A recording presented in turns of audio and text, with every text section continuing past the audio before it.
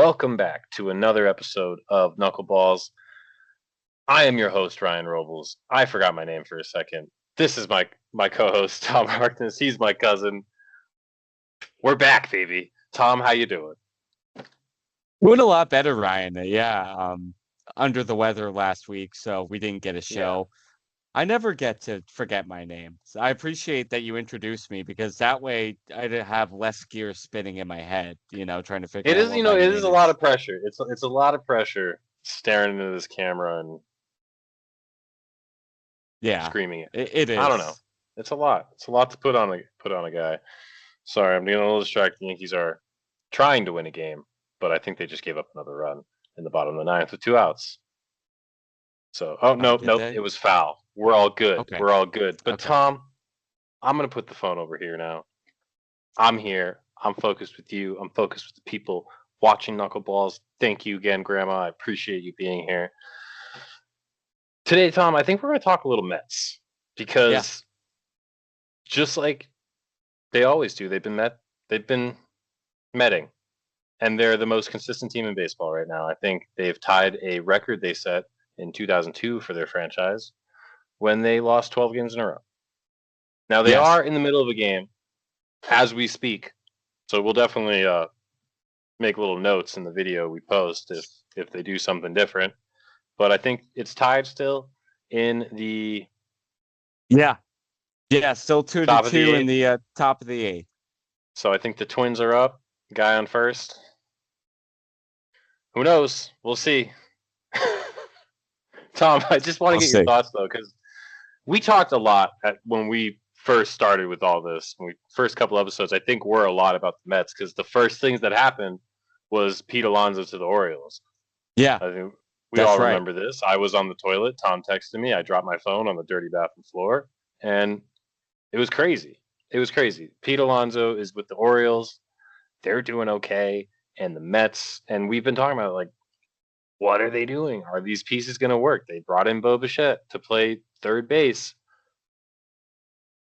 I, I We haven't didn't seen a love lot of it. highlights from the field. I haven't, but Yeah, I didn't. His bat's just not there. It's the one thing I was like, he's going to hit, exactly. Yeah, and and he that's what hasn't. I agreed with you about. And Yeah, that's up Ryan. and down the roster. It really is. I want to jump in because you mentioned it at the start. This is one of the worst streaks the Mets have ever had. The 12 straight losses. It's their worst losing streak since 2002. Things could get worse. They've got a 13. They actually have a couple seasons in which they've lost 13 straight games, which you would add this 26 campaign to that list if they can't pull it out against the Twins in the eighth. Well, they're in the eighth inning right now, as we mentioned. But then they also have a couple seasons, 1963 and 1982, where they lost 15 games apiece. And then the big one, back in 1962, they lost 17 straight.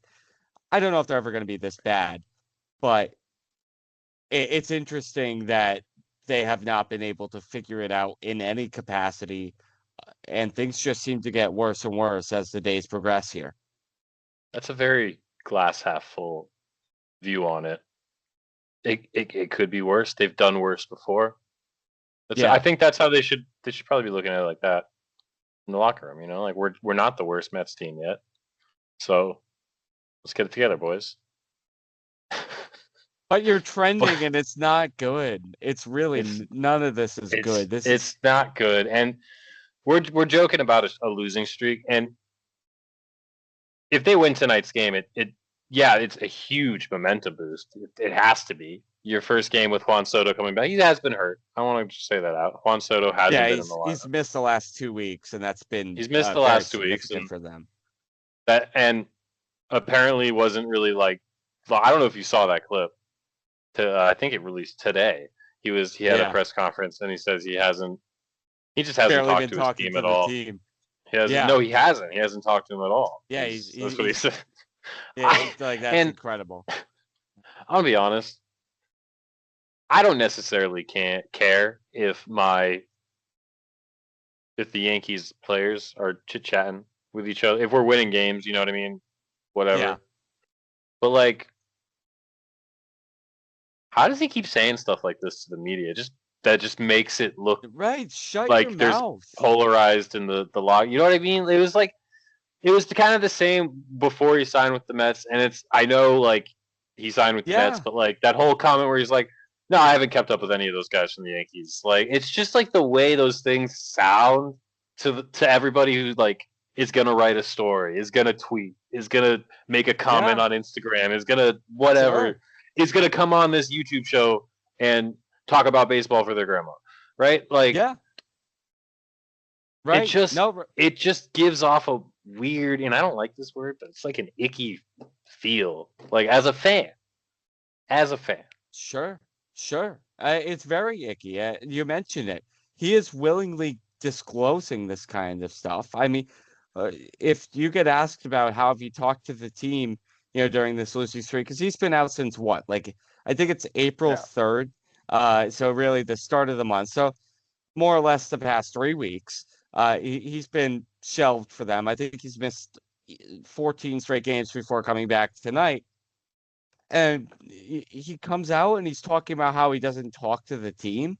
That's not something that you should be disclosing to the public. I mean, but we shouldn't also be in this situation.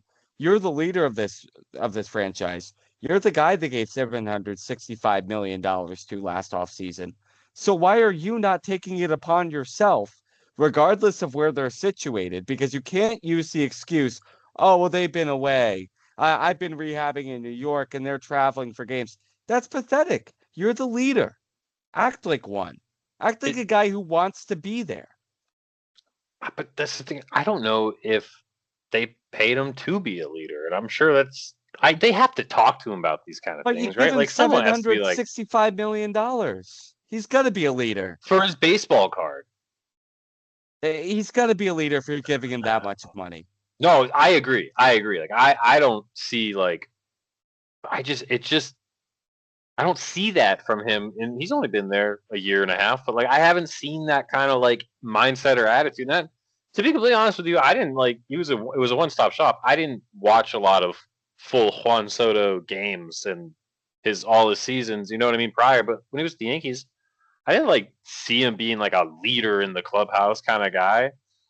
He was Yeah. just Juan Soto. You know what I mean? Like, I don't know if that is his mentality when it comes to the game.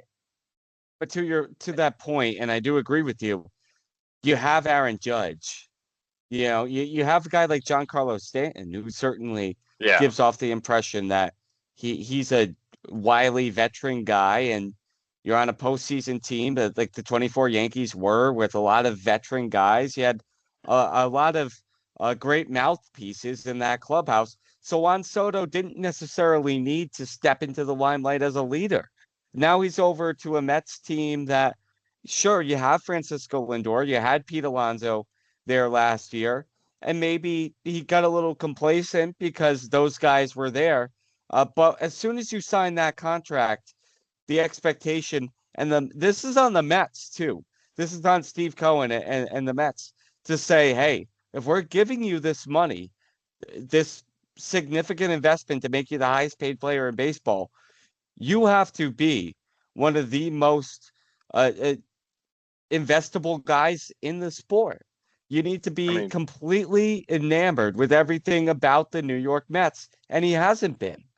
he can at least afford like an acting class, like Yeah, make something. believe on camera. I don't know. I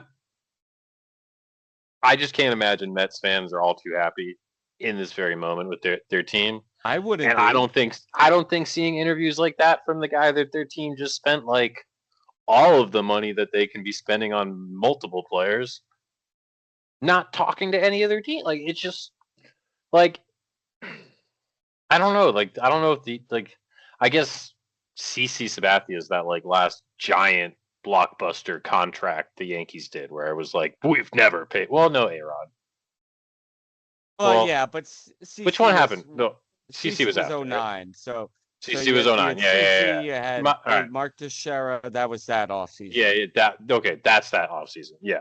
All right. So like I can't imagine like those like stories like CC was the man. You know what I mean? Like I remember, didn't he like throw away 50 grand in extra money just to hit some guy because he did not finish a Yeah, game? Like right. that's a team player that you want to go put a huge contract. Like that's the mindset. Like I attach to these kind of contracts where you become like a mainstay franchise guy for likely the rest of your career. Of course. Yeah. It's Right there with just, you. yeah. And then and now he hasn't been, so he's not the problem with the team in the moment. Like that's a whole other thing. Because then you have Francisco Lindor, who I think today he's got a couple hits, if I remember the scoreboard right that I looked at real quick, and I think he had a home run in their loss yesterday or the day before. Yeah. But Yes, he did. he's not been there. Those I think are his Not first 5 RBIs of the game or the right. season Yeah, you're right. He in this past. hasn't been there, and he does have a few hits today, but he has not been there whatsoever throughout this year for the Mets. No one on their team has an above 300 average. The only guy who was on that track was Young, and I think he's out for the next 6 weeks now. Yep, And that, and then Brett that's Beatty right. is not it at first. Yeah, and that's the other thing that we need to get into here, Ryan. I mean, you mentioned it at the top of the show. The Mets decided to move on from Pete Alonso without any real succession plan at first base. So you see guys like Brett Beatty, who's been put out there a few times and had a really tough showing when they were in Chicago, especially. I mean, the guy could barely field a ground ball that was hit right to him on multiple occasions, mind you. So, like, and then you It have was ugly. guys like it was awful, It awful. And was that ugly. Francisco Alvarez is playing first, or he's doing taking ground balls, I should say. Like they just clearly went into the season thinking we can slap someone at first base and it'll work out. They We can slap Bo Bichette at third. It hasn't worked out at all, and now they have egg on their face. they like shopped. Their team looks like it's a fantasy league team. It does. Like, does It that make sense? That 100% analogy does. makes sense. Like, they weren't Yeah, really caring about who's in what position or whatever. Like, they were like, oh, these names, everyone knows them. People will buy tickets exactly. to come watch them play. No, But no regard for there's fit. no chemistry. There's no, it's, it's not strategic. And baseball it's chess. It's athletic chess. Yes.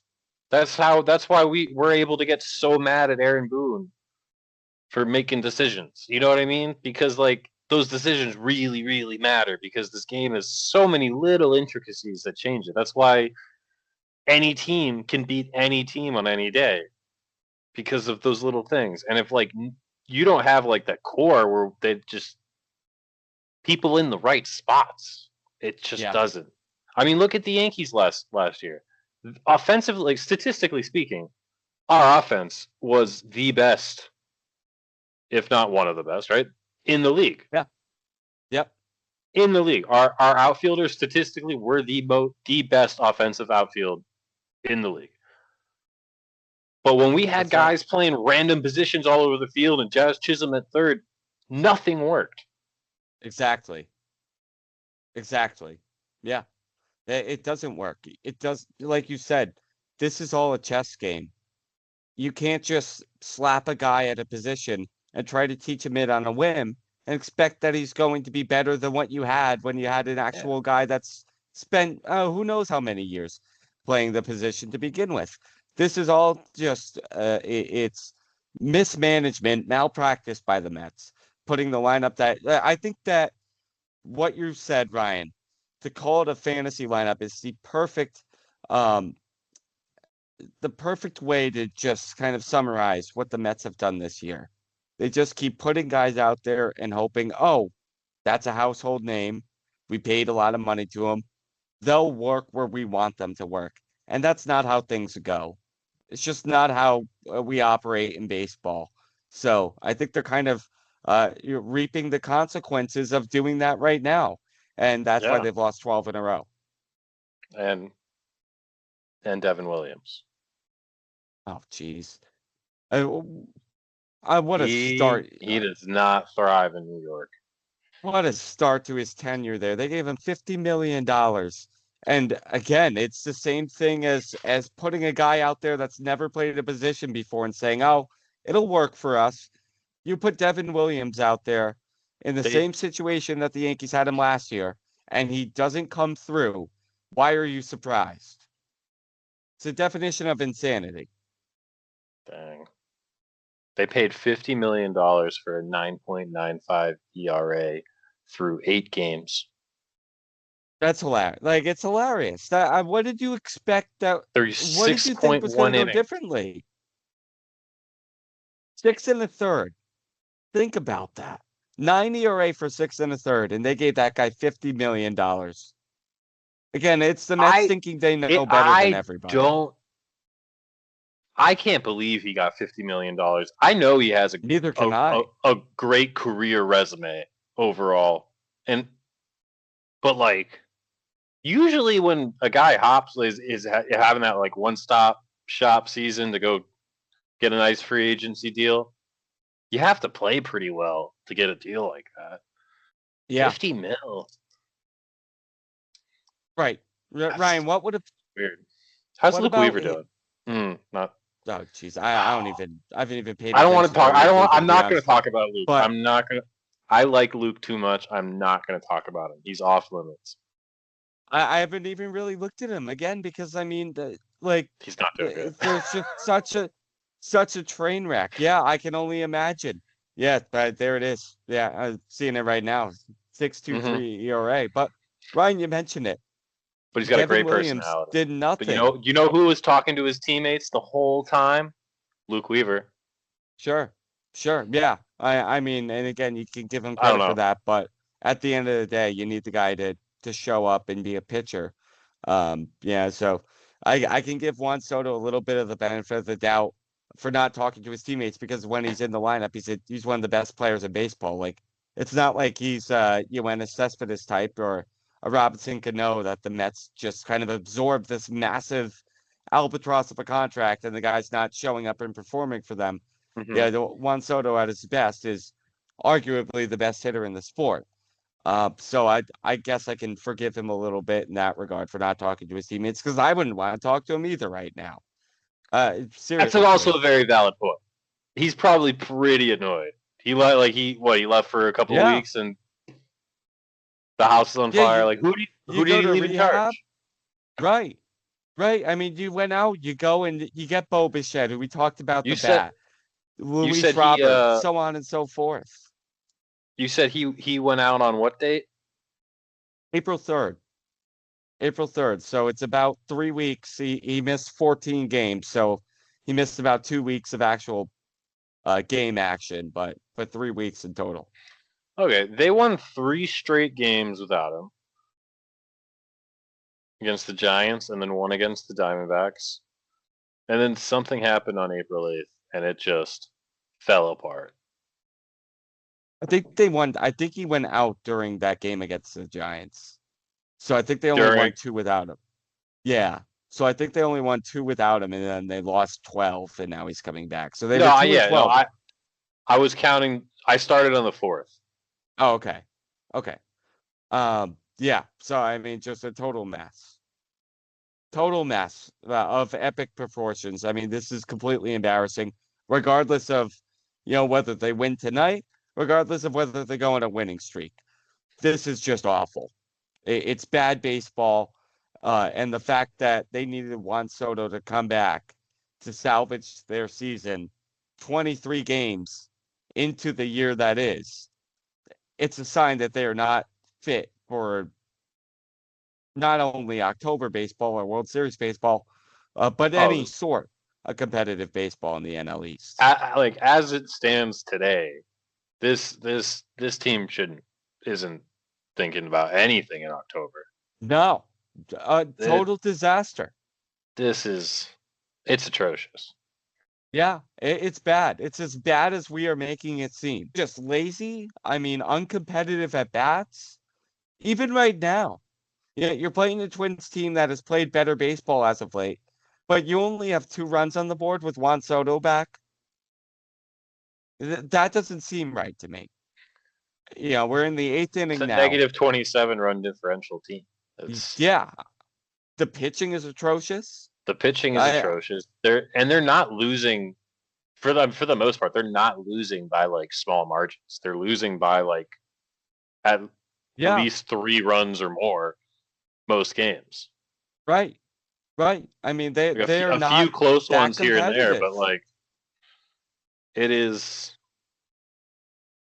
not a fun watch. No, it's not.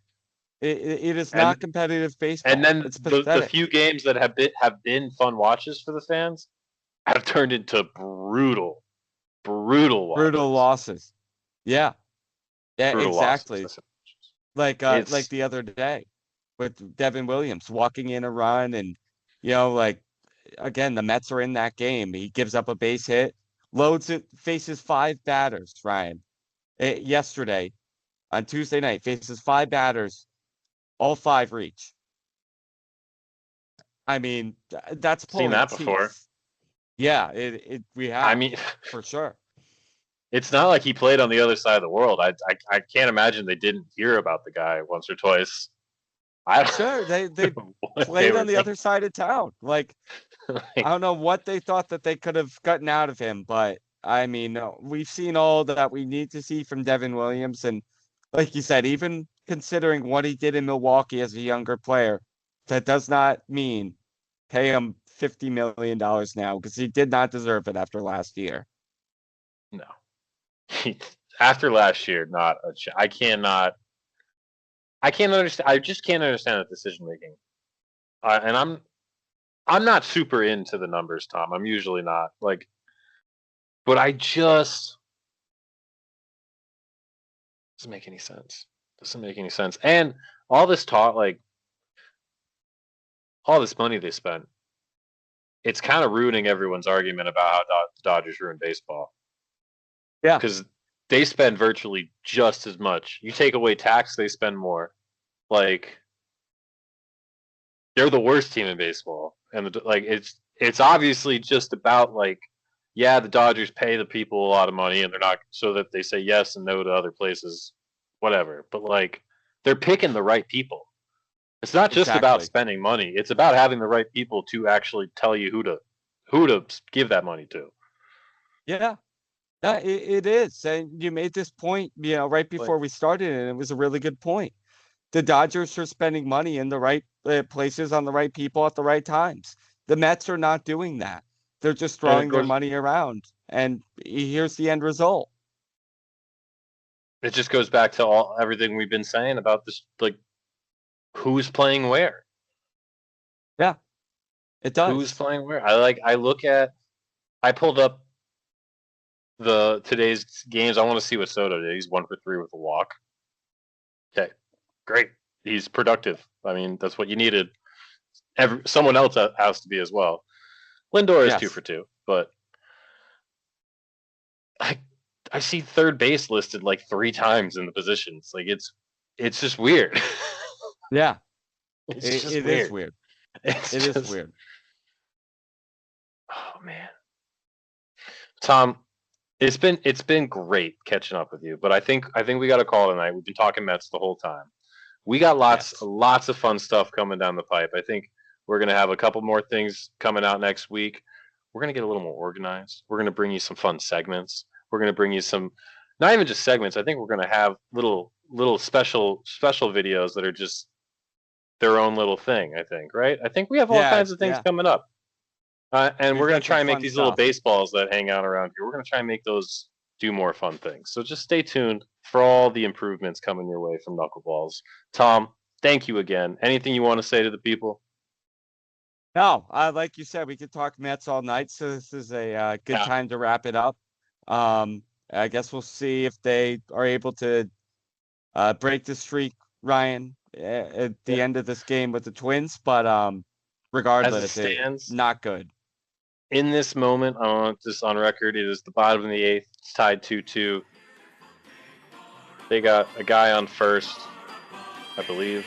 Yeah. Yeah, But guy on Beatty first. walked. Alvarez is up. we'll see what happens. We'll see what happens. I'm definitely going to make little notes. I mean, I'm sure by then I would hope you've seen it. If you're a baseball fan, you probably know. It's probably all over Instagram now that they either broke the streak or they continued the streak. We'll find out. Have a great night, everyone. Thanks for watching. Tom, thank you.